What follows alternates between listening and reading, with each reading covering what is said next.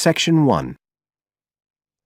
You will hear a woman phoning the local council about an abandoned vehicle. First, you have some time to look at questions 1 to 6 on page 128.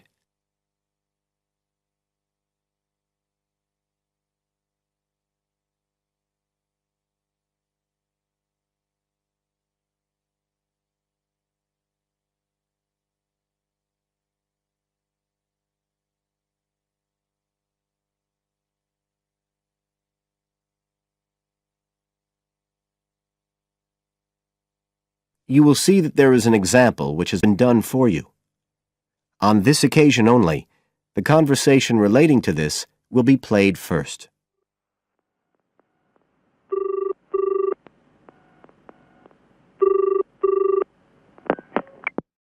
Environmental Health Department, Paul speaking.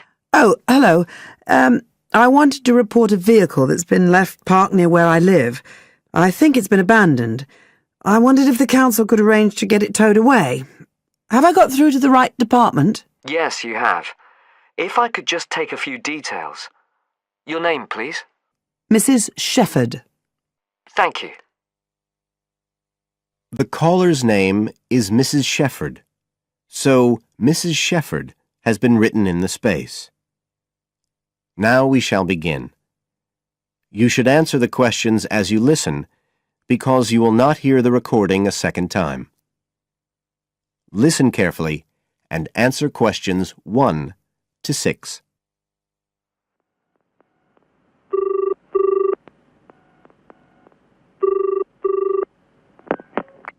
Environmental Health Department, Paul speaking. Oh, hello. I wanted to report a vehicle that's been left parked near where I live. I think it's been abandoned. I wondered if the council could arrange to get it towed away. Have I got through to the right department? Yes, you have. If I could just take a few details. Your name, please? Mrs. Shepherd. Thank you. It's not my vehicle, though. I just thought someone ought to report it. No, that's fine. What I need to do is take some details first, then we can decide what to do about the problem. Oh, I see. So the next thing I need to know is your address. Right, it's 41 Lower Green Street, Yes? Barrowdale. And the postcode's WH4 5JP. Fine. And if I could just ask for a telephone number. It's 01778 552387. I'm out quite a lot, but you can just leave a message on the answer phone if you need to. Or I could give you my mobile number. That's all right, don't worry. Now, could you tell me a little more about this vehicle? You say it's been abandoned. Well, it certainly looks like it. Can you give me an idea of where it is? Yes, it's near the main road that goes through Barrowdale. Is that the A69? Yes, that's right. Now, there's the primary school just towards the end of the village, and then next to that, next to the children's playground, there's a field, and it's in there. Oh. I wonder how it got in there. Well, there's a gate to allow farm machinery in and out. I thought something ought to be done about it. The children from the school might start playing in the vehicle and lock themselves in or something. Yes, you were quite right to report it. And what type of vehicle are we talking about here? It's a van, actually. You know, the sort with just a couple of little windows at the back. Right. You don't happen to know the make and model, do you? Oh, yes. I went and had a look and got all the details. I thought you might need them. I'm surprised the school hasn't contacted you about it. Anyway, I wrote the details down. Right. It's a Catala, and the model's a Flyer 2000. Is that Flyer? That's right. Very good. And the colour? Well, it's not all that easy to see because it's absolutely filthy. And actually, it looks as if it's had a paint job at some stage. It's blue, but you can just see white underneath where it's been scratched. Right. Well, I'll just make a note of the present colour, and if you could just tell me the vehicle number. Did you make a note of that? Oh, yes. It's S322GEC. Okay. Before you hear the rest of the conversation, you have some time to look at questions 7 to 10 on page 128.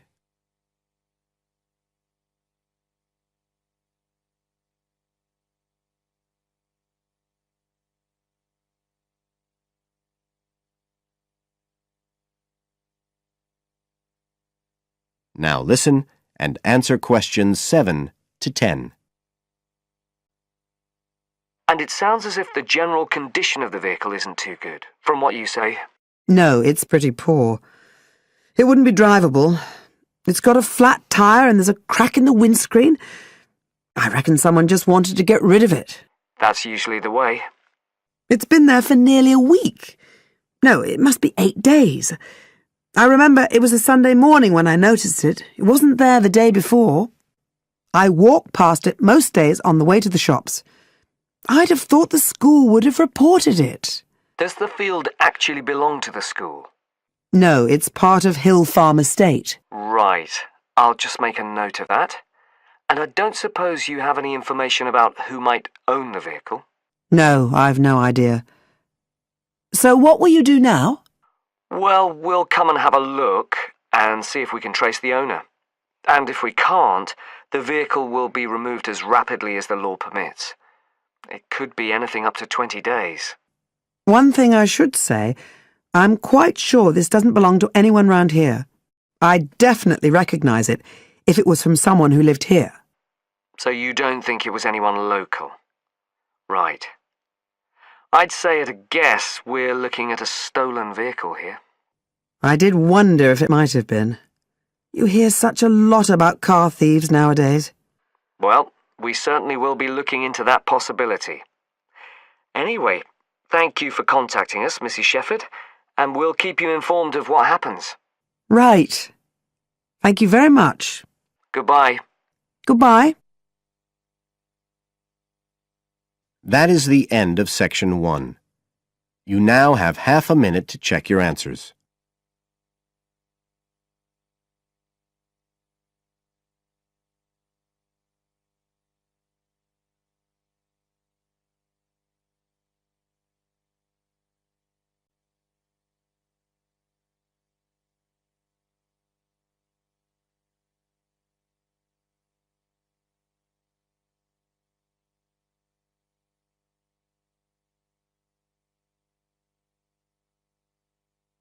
Now turn to Section 2.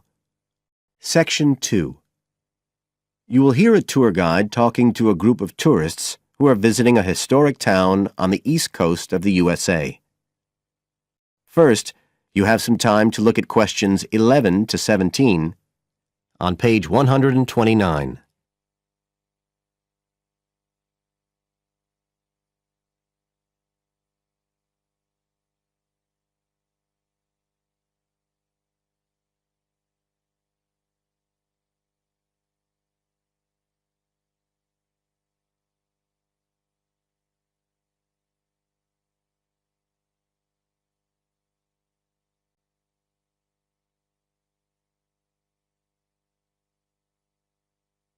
Now listen carefully and answer questions 11 to 17.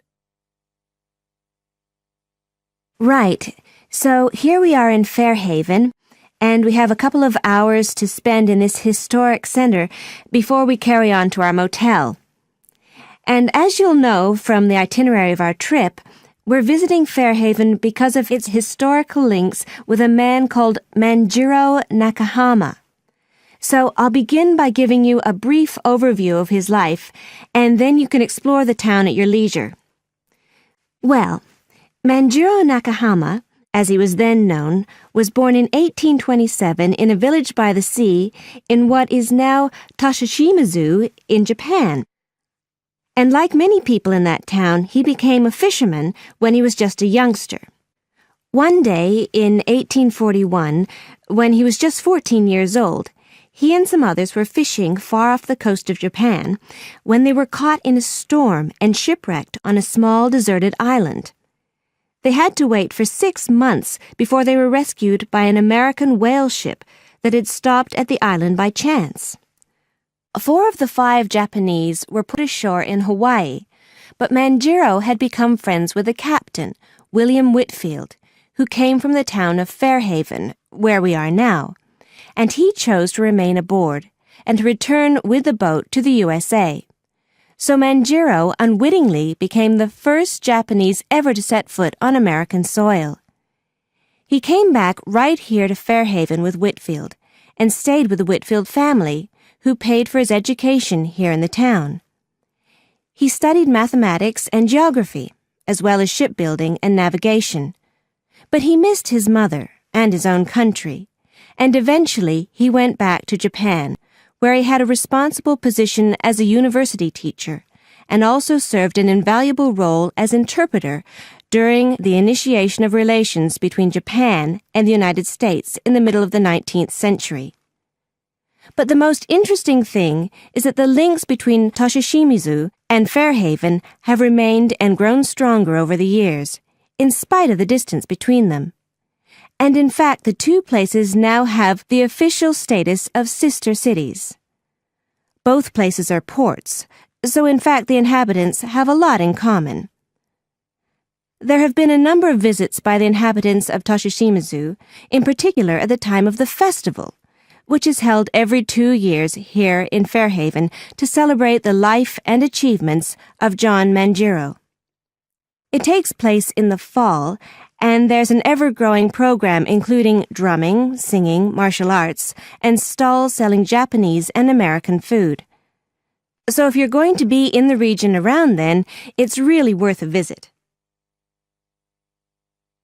Before you hear the rest of the talk, you have some time to look at questions 18 to 20 on page 129.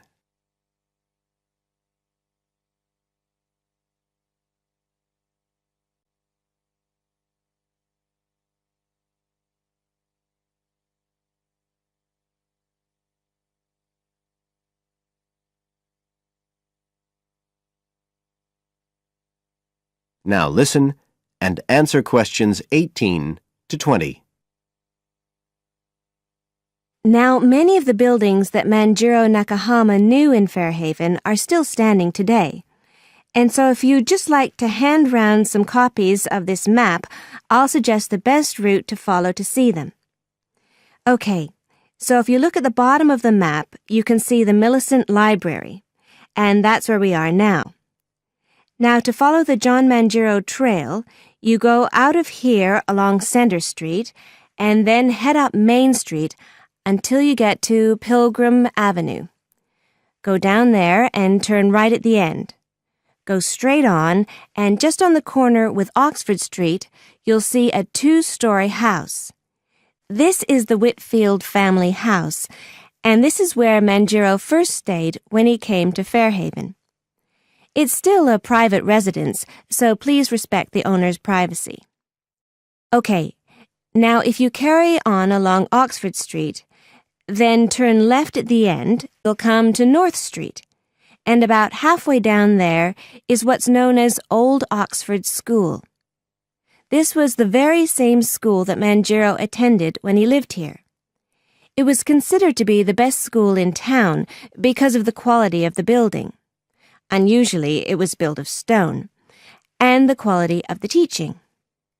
Nowadays, it's usually closed, except on special occasions. Go on to the end of North Street and turn the corner onto Adams Street. If you follow the road down back towards the library, you go round a couple of sharp bends, and on the second of these, you can see the School of Navigation, which Manjiro also attended. And if you follow the road on, you'll soon find yourself back here at the library. And I'd suggest you spend some time looking around that too, if you have any time left. Right. Now, does anyone have any questions? That is the end of section 2. You now have half a minute to check your answers.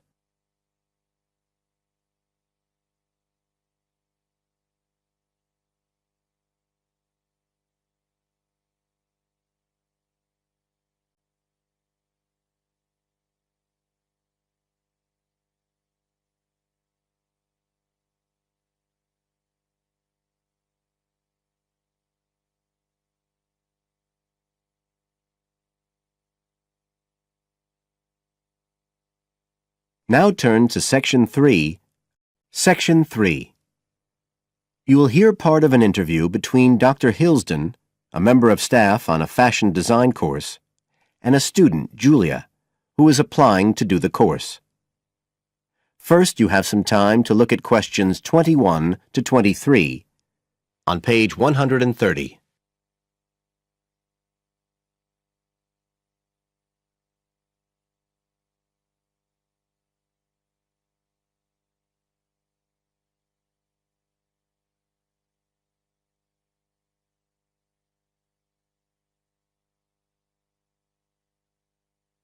Now listen carefully and answer questions 21 to 23.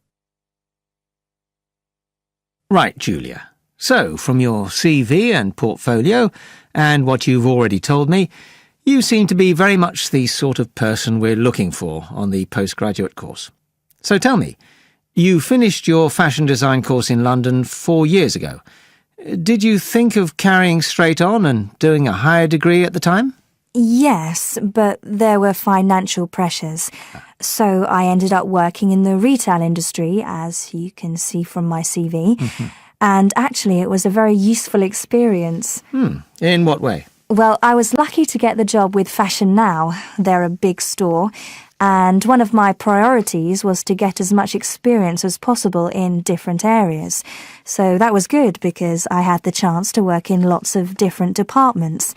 And having direct contact with the customers meant I was able to see how they reacted to innovation, to new fashion ideas. Because with Fashion Now, a designer might show something in New York or Milan, and there'll be something similar in the shop within weeks. So that was probably the most useful thing for me. Right. And so what's made you decide to do a postgraduate course now? Well, while I enjoyed working at Fashion Now, and I learned a lot there, I felt, the way forward would have been to develop my managerial skills, rather than my skills in fashion design, and I'm not sure that's what I want to do. Yes. When I was doing my degree in London, I'd been interested in women's wear, but I know that there's been a lot of work done in areas like new fabric construction. And though I'm not intending to go too deeply into the technology, I'd be very interested in looking at how new fabrics could be used in children's wear. So I'd like the chance to pursue that line. Yes, good. And are you at all concerned about what it's going to be like coming back into an academic context after being away from it for several years? No, I'm looking forward to it. But I'm basically more interested in the application than the theory. Or at least that's what I've found so far, and I'm hoping the course will give me the contacts and skills I need eventually to set up my own enterprise. I'm particularly interested by the overseas links that the department has. Yes, many of our students look overseas or to international companies for sponsorship of their projects. You now have some time to look at questions 24 to 30 on pages 130 and 131.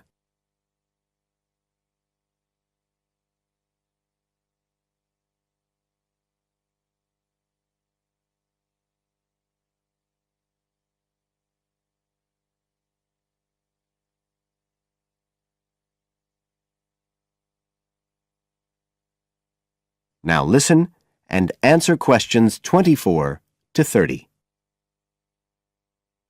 And the facilities here look excellent. I just went to look at the library. It's really impressive. There's so much room compared with the one at my old university. Yes, most students find it's a good place to study. And there are link-ups to other universities, of course, and all the usual electronic sources. The staff run an information skills programme, which we recommend all postgraduates do in the first week or two. Design students find these special collections particularly useful. Yes. Then we have a separate computer centre, which has its own academic coordinator, Tim Spender. He's got a background in art design, and the ethos of the centre is that it's a studio for innovation and creativity, rather than a computer laboratory. Oh, right. I liked the study spaces where students can sit and discuss work together. Very useful for joint projects. We always had to do that sort of thing in the cafeteria when I was an undergraduate. And I read in the brochure that there's a separate resource for photography. Yes, it's called Photomedia. It's not just for photography, but things like digital imaging and new media. It's a resource for all our students, not just fashion design. And we encourage students to work there, producing work that crosses disciplinary boundaries. It's well used. In fact, it's doubled in size since it was set up 3 years ago. And we also have an offshoot from that, which is called time-based media. This is for students who want to develop their ideas in the area of the moving image or sound. That's in a new building that was specially built for it just last year. But there are plans to expand it, as the present facilities are overstretched already. Right. Now, is there anything you'd like to ask about the course itself? I know it's a combination of taught modules and a specialist project, but how does assessment fit in? Well, as you'd expect on a course of this nature, it's an ongoing process. The degree course has 4 stages, and there are what we call progress reviews at the end of each of the first 3. Then the final assessment is based on your project. You have to produce a report, which is a critical reflection on your work. And is there some sort of fashion show? There's an exhibition. The projects aren't all focused on clothes as such. Some are more experimental, so that seems more appropriate. We ask representatives of fashion companies along, and it's usually well attended. Right. And another thing I wanted to ask. That is the end of Section 3. You now have half a minute to check your answers.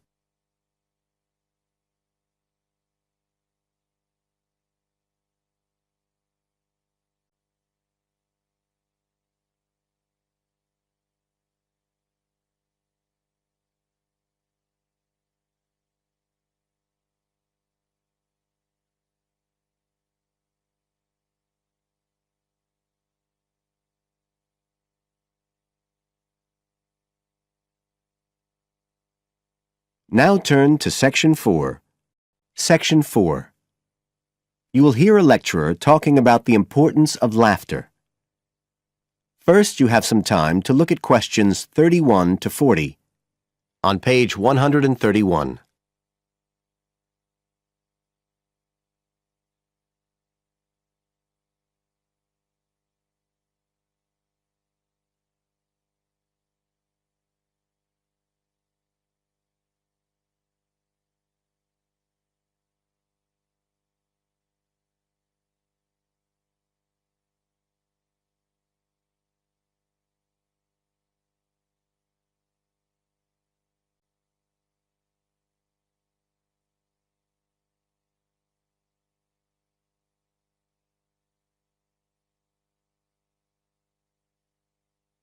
Now listen carefully and answer questions 31 to 40. Good afternoon, everybody. And in our second talk on social psychology, I want to look at the role of laughter in our lives, something that usually gets everyone smiling from the start. So, first of all, I'll start by looking at the actual nature of laughter. Well, when someone laughs, you've got movement of the muscles of the face and the chest, and you've got sound formed when the air's forced out of the body as part of this process. So we're talking about a physical activity. But obviously other things are involved as well, and this is where it gets more complicated. Laughing isn't something that you normally decide to do, so it's not voluntary behaviour like ordinary speech. Instead, it's regulated by our instincts, rather like the singing of a bird or the roaring of a lion. And once you start to laugh, it can be quite hard to stop. That's not always under your conscious control either. But why do we laugh? Because we find something funny, most of us would say. But in fact, it appears that laughter has little to do with jokes or funny stories. Only about 10% of laughter is caused by things like that. One suggestion is that human laughter may have originally started out as a shared response to signal relief at the passing of danger. And it's true that even these days, laughter's rarely an activity carried out by an individual on his or her own. In fact, people are 30 times more likely to laugh when they're with other people than when they're completely alone. Laughter still seems to be a kind of social signal. It occurs when people are in a group and they're comfortable with one another. And it seems likely that laughter can result in the creation of bonds between the people in the group. And it's precisely because of this social aspect of laughter that people like public speakers and politicians often try to get their audience to laugh. It encourages their listeners to trust them and to connect with them. But this kind of thing, controlling the laughter of a group that is, indicates that there's a link between laughter and power. And this is supported by several studies that indicate that bosses use humour more than their employees. And research has also shown that female listeners are likely to laugh much more if the speaker is male. So it appears that there are gender issues associated with how much we laugh. I should also point out that laughter can be used as a negative signal as well as a positive one. I think we've all probably seen evidence of a group using laughter to exclude someone, to emphasise that they are not accepted. So it's not always a positive type of behaviour either. So what all this goes to show is that laughter is a very, very complex issue.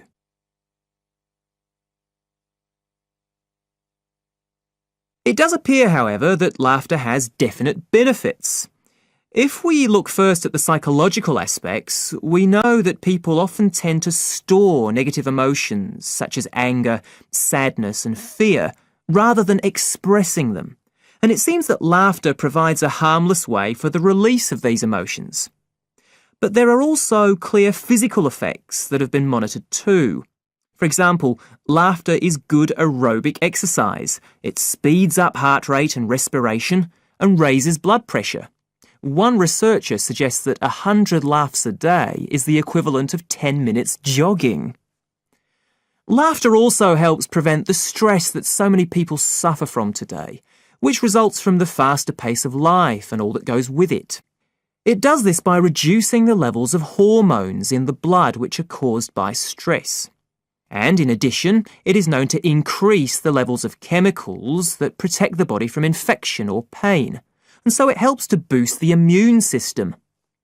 One interesting study showed that people who had had surgical operations asked for fewer painkillers if they'd been viewing comic films. In fact, research has even shown that the quality of dreams can be positively affected by laughter. A good laugh 10 minutes before going to sleep can prevent you from having bad dreams and give a much more pleasant and restorative night's sleep. So there's now little argument that finding things funny and enjoying a good laugh is extremely beneficial to us all. What we need to consider now are the ways in which laughter can be used as a treatment for people who... That is the end of section 4. You now have half a minute to check your answers.